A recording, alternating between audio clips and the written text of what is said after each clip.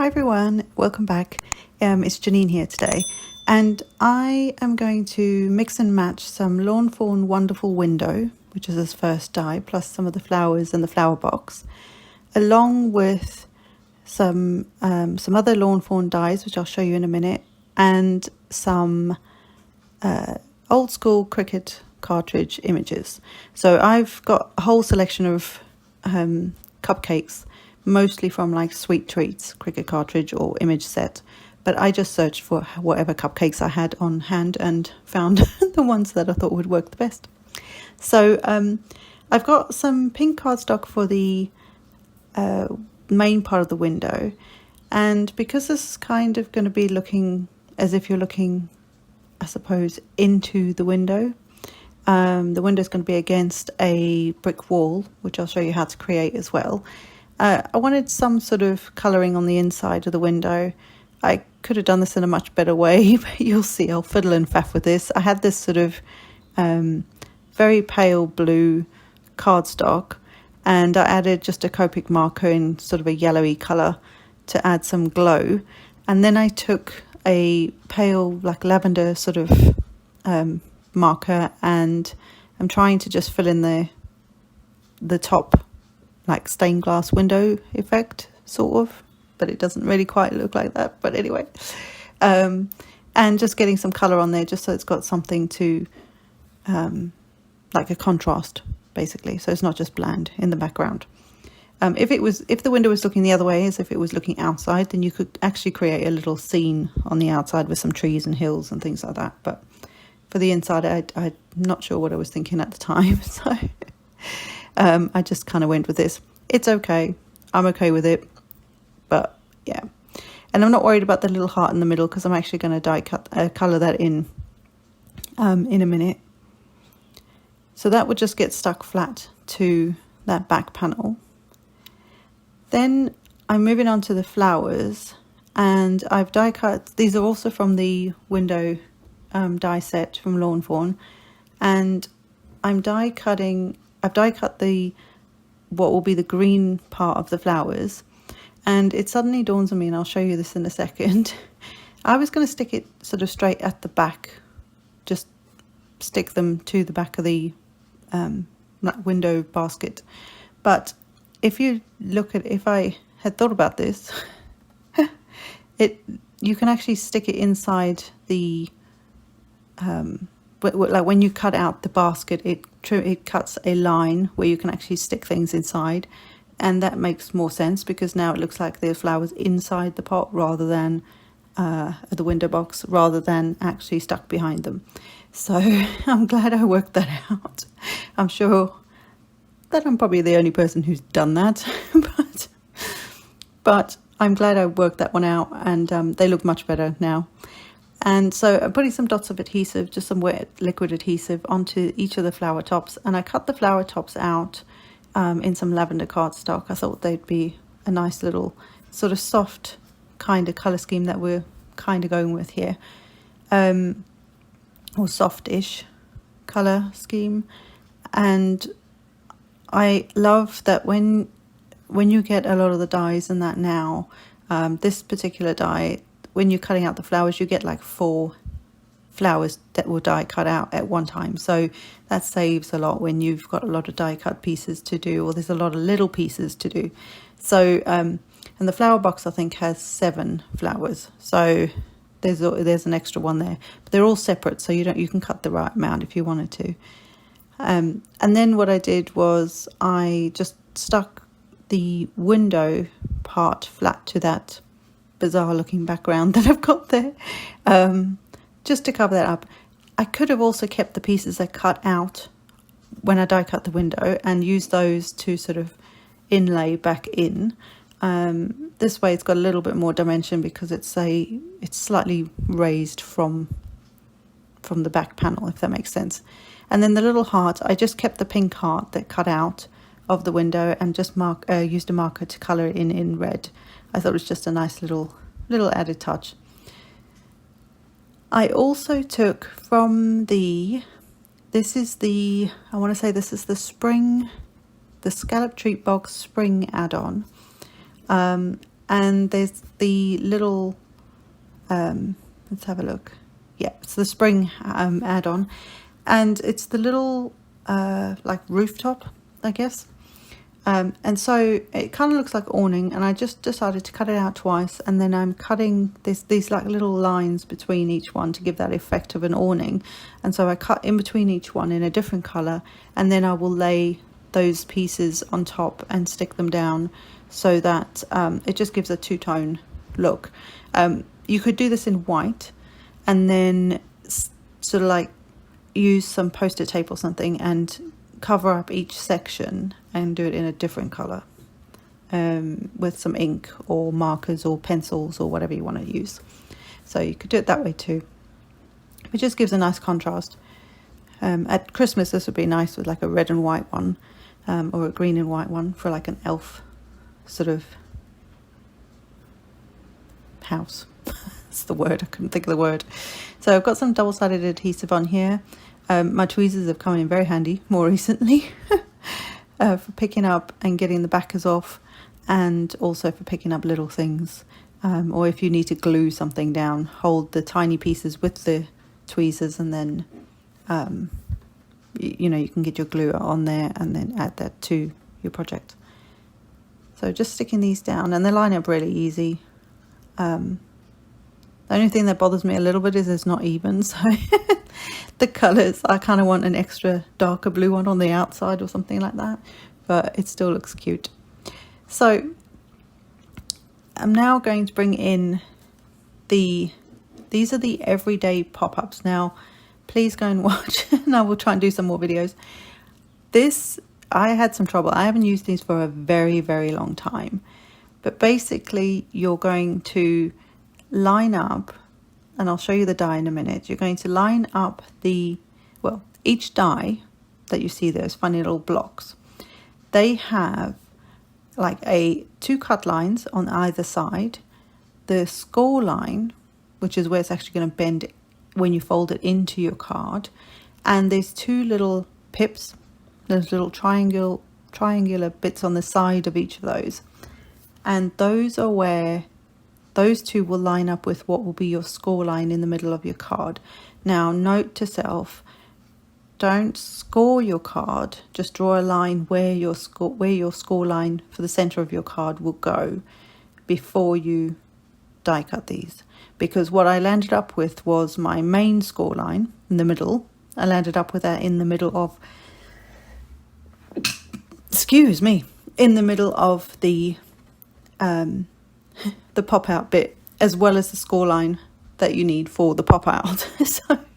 so the score line and which way you turn that little die, some of them are straight in the middle, so that's where it's going to be, but if they're offset from the center, depending where you line up those little pips on the side of the die will depend on whether the pop out is going to be more forward or more towards the back of the card. So I hope that makes some sense. Kelly does a fantastic video, of course, on Lawn Fawn to show you how these work. But yeah, just don't score your card first and you should be fine. You can score it afterwards in between your pop outs. But this is what I then had. So I didn't want to waste it. I thought I'll still use it. I actually had a smaller one in the middle that I actually die cut. You're not going to see it, so I'm not worried. And then you're going to gently ease it into folding on the score lines from the pop outs and the score line of your card, and that should give you your little like pop out sections. So I'm now going to speed this up a little bit. I've got a Stampin' Up ink in Smoky Slate and actually a Stampin' Up brick, it's like small bricks stencil from ages ago. I don't even think they sell this anymore. And I'm just going to go very lightly with a blending brush. This is actually just I think this one's the makeup brush. I've got a couple different types. And I'm going to temporarily, at least, hold that in place just so it doesn't move too much. And I'm going very lightly. So there's just this light hint of grey and white bricks in the background. And this is on the inside. We're working on the pop out bit. So this is the inside section of the card. And I went all the way down to the bottom, but you really don't need to because you're not going to see a lot of that. But I went right up to the score line. I don't, like I say, I don't think you need to do that. So some of my pop outs got a bit covered in ink, but you're not going to see it, so it's not a big deal. And then I have this nice soft brick effect for the inside of the card.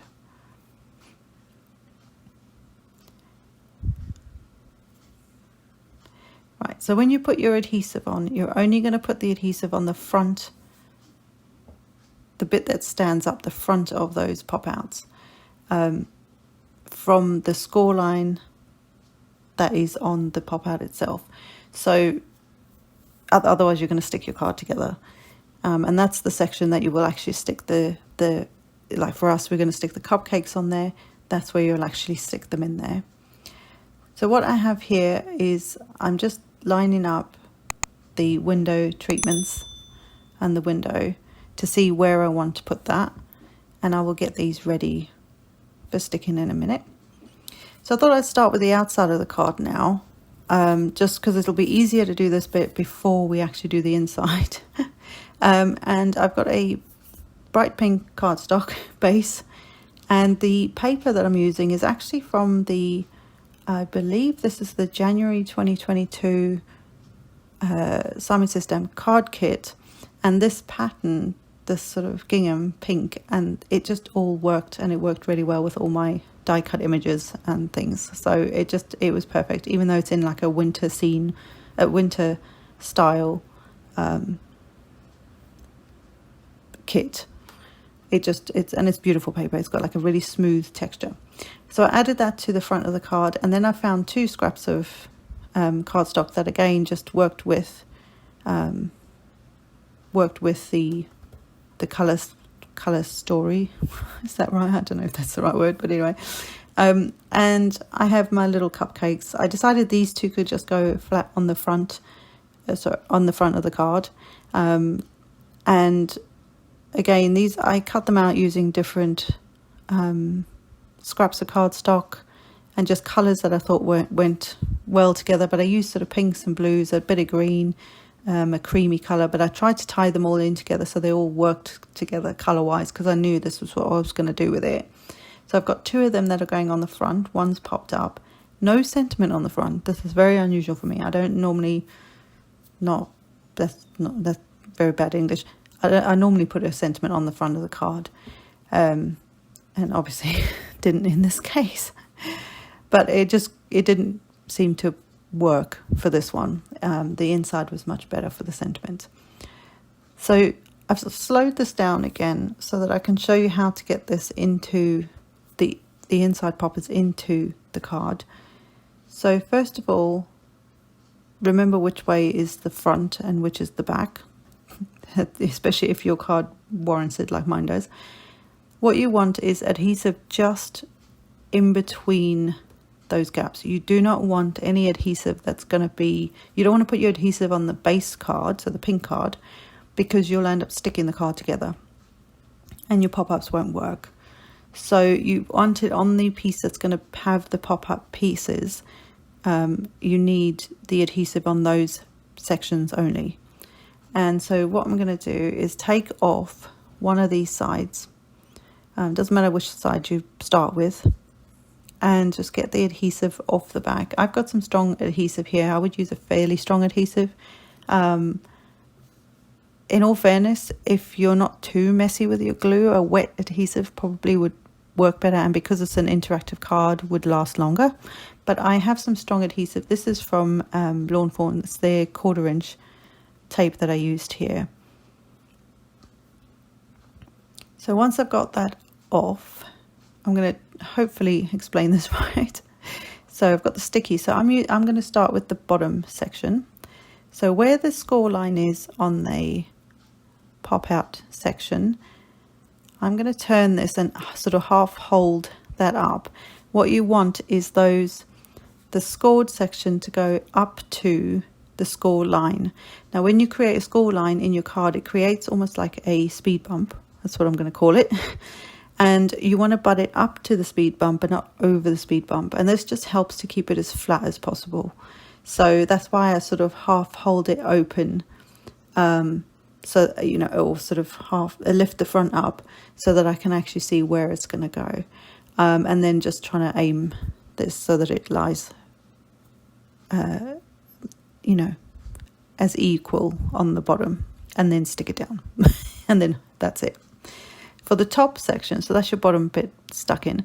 Top section, you're going to, essentially, you're just going to take the backers of the tape off. We're going to,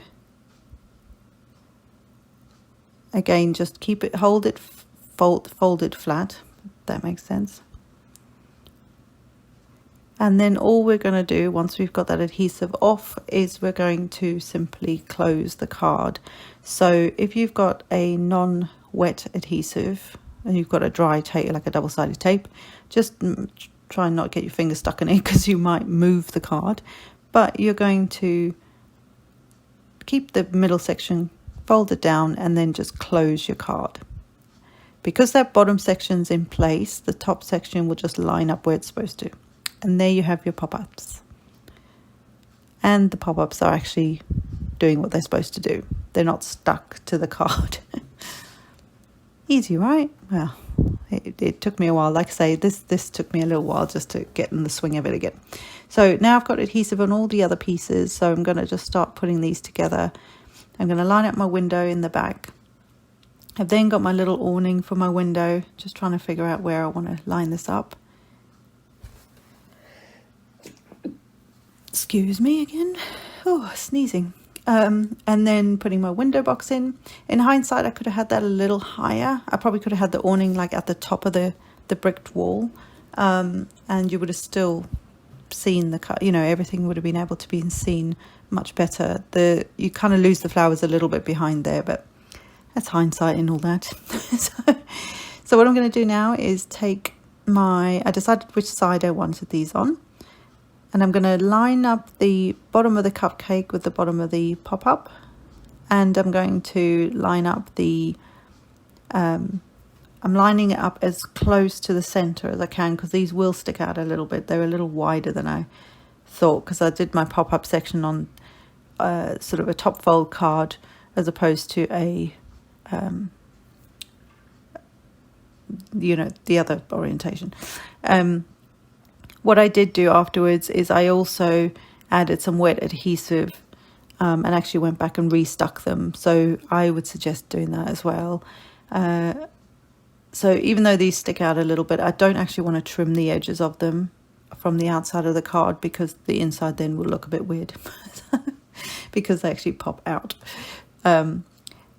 So there's the little cupcakes on the inside. And then I'm using just a simple, says My Sweet One. It's from a My Pink Stamper stamp set from ages ago. And again, trying to work out whether I can put a sentiment on the outside, because I have this thing about having to do that, and yeah, it didn't work.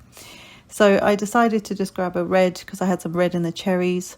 I think it's real red from Stampin' Up, and just stamp My Sweet One on the inside. Very simple. Very easy. Still trying to find a way to put the sentiment on the outside, but alas not. And then the last thing I'm going to do is take some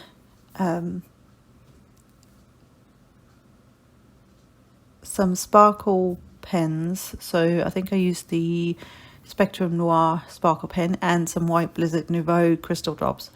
These just add lots of sparkle and shimmeriness to different parts of the card.